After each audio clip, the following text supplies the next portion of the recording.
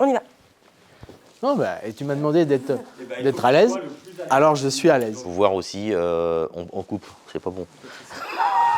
Nous accompagnons les entreprises dans leur démarche. Ah, pourquoi j'arrive pas à dire démarche? La réindustrialisation. Oh là, c'est. Je reprends ce que j'ai dit à l'instant. Ouais.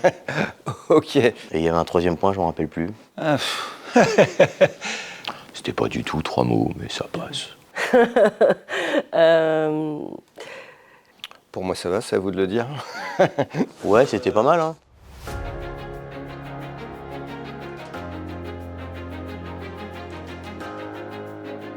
Si je devais définir le MEDEF du Pays Choletais, je dirais que c'est l'engagement en premier lieu, le soutien et la défense des intérêts des entrepreneurs. En 3 mots, c'est défendre les intérêts des entreprises et faire en sorte qu'elles soient le plus visibles et les plus attractives possibles sur le territoire. Lobbying, soutien de la profession, défense de nos intérêts et aider nos adhérents à progresser, évoluer et pérenniser et transmettre. Notre organisation en 3 mots, formation, appui aux entreprises et appui au territoire.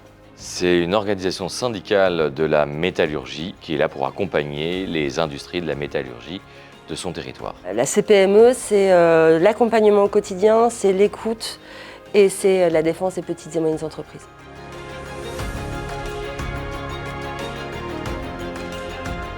« 2025 a été une année riche en événements. Tout d'abord, le CPM. Opportunité de business pour nos entreprises ligériennes de se rencontrer tous au même endroit. Dans un second temps, le Printemps des entreprises, un événement marquant regroupant les forces économiques qui permettait de travailler sur les enjeux de transition. Dans un dernier temps, troisième temps, le Big Bang de l'emploi et la Semaine de l'industrie. Événements importants pour les industries ligériennes qui permettent également d'ouvrir leurs portes et de montrer les éléments aux jeunes, collégiens, aux demandeurs d'emploi et aux reconversions professionnelles. Avoir réussi à travailler ensemble avec 6 organisations pour organiser le Printemps des entreprises. Ça a été vraiment une vitrine assez extraordinaire pour mettre en avant nos entreprises du territoire. On a réussi à créer un événement où la qualité des ateliers, la qualité des interventions ont été particulièrement appréciées. Et on a réussi à travailler à 6 organisations, ce qui n'est pas simple, et ce qui a permis, de mon point de vue, de réussir quelque chose que l'on n'arrive pas à créer au niveau national, et de mon point de vue, de réussir à montrer l'exemple pour le niveau national. Ce serait assez extraordinaire de créer quelque chose de mutualisé comme ça. C'est peut-être ça qui fait d'ailleurs la force de notre territoire. 2 actions qui nous ont marquées. La première, c'est sans discussion le Printemps des entreprises, parce que c'était quelque chose qui était attendu par l'ensemble des entreprises sur le territoire et qui est revenu comme étant une action musclée à recommencer. C'était une jolie façon de montrer qu'on était capable de travailler ensemble, toutes fédérations confondues. Et le second, ça a été l'arrivée de notre nouveau président de la CPME nationale, presque en même temps que moi finalement, et qui donne une nouvelle dimension à notre confédération. Nous, c'est la relance du PTZ, le retour de la prime rénov' et les avancées sur des amendements possibles sur le statut du bailleur privé. Ça a été la fermeture du site Michelin. Ça a profondément marqué en fait notre territoire. Le territoire choletais est résilient et a su à un moment donné se remobiliser. Et aujourd'hui, c'est plutôt une belle victoire puisque plus de la moitié des salariés ont pu retrouver un emploi, que ce soit au sein de Michelin ou dans les autres entreprises. Et c'est ça la grande force en fait de notre territoire. C'est-à-dire qu'on ne se complaît pas en fait dans la sinistralité et dans la sinistrose que peuvent nous donner en fait les médias aujourd'hui, mais plutôt en fait dans le combat et surtout d'y aller en fait ensemble. Et c'est notre grande force, la multiplicité en fait des acteurs économiques dans divers métiers, c'est véritablement notre force. Je crois que ce qui nous a marqué et qui reflète beaucoup de choses pour moi, c'est l'arrivée de Shine en France et en particulier à Angers.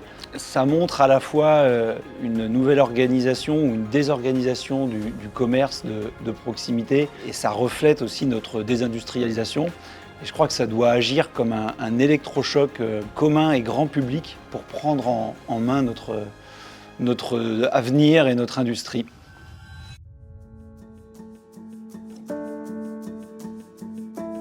Alors en 2026, nous allons à mon avis peut-être avoir une succession d'élections. On a créé une commission élection qui va organiser des auditions des principaux candidats qui se présenteront.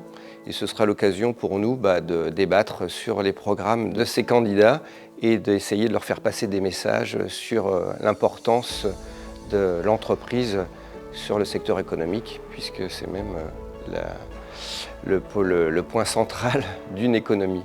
Ce sera la continuité 2025, c'est-à-dire d'accroître encore plus fort le maillage entre les entreprises et puis les élus de proximité, les députés, afin de leur montrer aussi la réalité de nos actions. C'est-à-dire qu'en fait, on travaille beaucoup sur de la visite d'entreprise. Et cette année, alors que d'habitude ils sont régulièrement invités, ils le seront systématiquement. L'objectif, c'est vraiment de leur montrer en temps réel notre réalité et sans farce, sans filtre, pour qu'ils puissent se rendre compte que quand on est en attente d'un gouvernement ou d'un budget, ça a des conséquences réelles sur l'économie locale. Et relancer la construction de manière à pouvoir faire face à la crise du logement et continuer notre travail de développement de nouveaux matériaux innovants pour la transition écologique. Continuer à travailler avec l'ensemble des acteurs économiques pour le développement des entreprises territoriales industrielles. Je dirais que c'est de conserver en fait le dynamisme dans ce territoire qui aujourd'hui a un taux de chômage l'un des plus bas en France. Et puis je dirais que c'est de mêler la partie économique, acteurs économiques tels que les entreprises, acteurs éducatifs que sont en fait les centres de formation, et puis aussi les acteurs institutionnels. Et je pense que c'est là où est notre véritable force, c'est d'allier et de mutualiser l'ensemble de ces forces-là pour que notre territoire soit aujourd'hui ce qu'il est aujourd'hui. L'industrialisation de nos territoires est une priorité fondamentale. C'est un objet de cohésion sociale, ça contribue à la valeur ajoutée sur notre pays. Et donc ça doit être une vraie cause nationale.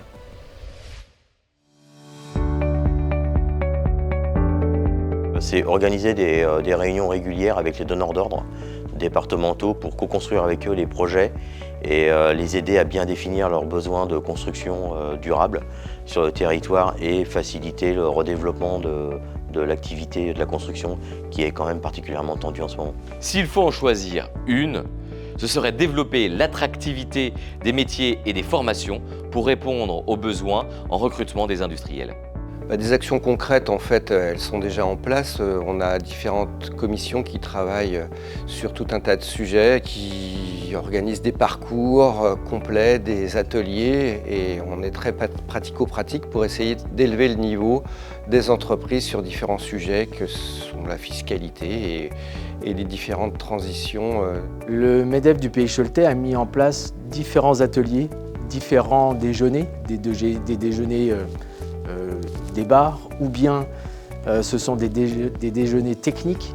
Au-delà de ça, il y a des déjeuners Connect sur lesquels en fait, on insiste pour que l'ensemble des adhérents puissent se retrouver, échanger, partager leurs expériences, leurs cadres de visite.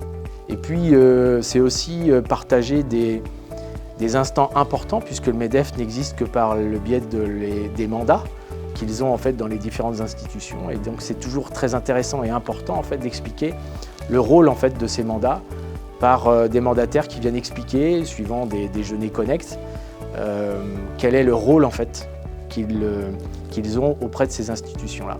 Je dirais pas une action concrète en tant que telle, mais surtout l'accueil de 3500 porteurs de projets, de personnes qui souhaitent créer leur entreprise, accueillies sur Angers, Saumur et Cholet, avec l'ensemble de nos partenaires au niveau des maisons création et transmission d'entreprises, et notamment celle d'Angers qui va arriver à Métamorphose, le nouvel endroit emblématique de l'économie sur le territoire.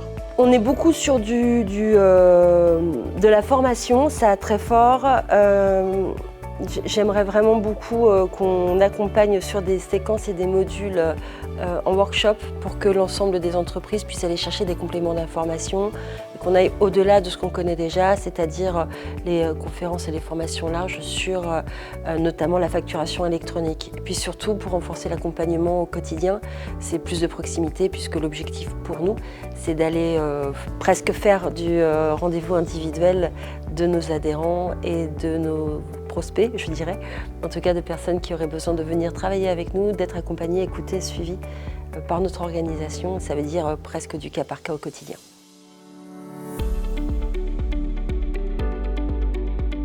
Sur les transitions, on a choisi de ne plus travailler en silo. Je dirais que l'ensemble des collaborateurs aujourd'hui sont capables d'accompagner au niveau des transitions les entreprises, quelles qu'elles soient. Et un programme en particulier est assez fort et prend un envol important, c'est l'éco-conception. Ça réunit des entreprises qui peuvent être de quelques personnes jusqu'à plusieurs milliers. C'est des promotions d'une quinzaine d'entrepreneurs. Et là, on va travailler du début à la fin d'un produit pour qu'il soit conçu de la meilleure manière. Alors sur la transition écologique, la fédération du département aide nos adhérents sur des parcours RSE pour développer la RSE, un gros travail sur l'économie circulaire. Et puis sur la partie numérique, on forme nos adhérents à la dématérialisation, on les prépare à la facture électronique et surtout on développe l'utilisation des outils IA dans notre profession. Et sur le social, on travaille énormément sur l'ergonomie, la qualité de vie au travail. On réfléchit sur des réflexions de la semaine à 4 jours. Et on travaille énormément sur la prévention. On a fait très récemment un forum pour aider nos adhérents à progresser sur le sujet. On a 3 commissions qui sont dirigées par des personnes du bureau, une commission transition écologique, une commission transition digitale et une commission RH, ressources humaines. Et ces commissions organisent régulièrement des événements, des parcours qui permettent aux entreprises de se former sur ces différentes thématiques. On fait du webinaire, comme beaucoup de webinaires. Là, on a les fonds paritaires qui sont en train de travailler sur les projections 2026, qui nous permettra de pouvoir mettre en place des ateliers qui soient réellement en réponse aux attentes de nos adhérents. Nous accompagnons les entreprises dans leur démarche RSE et nous les accompagnons également sur les sujets environnementaux et technologiques. Notre volet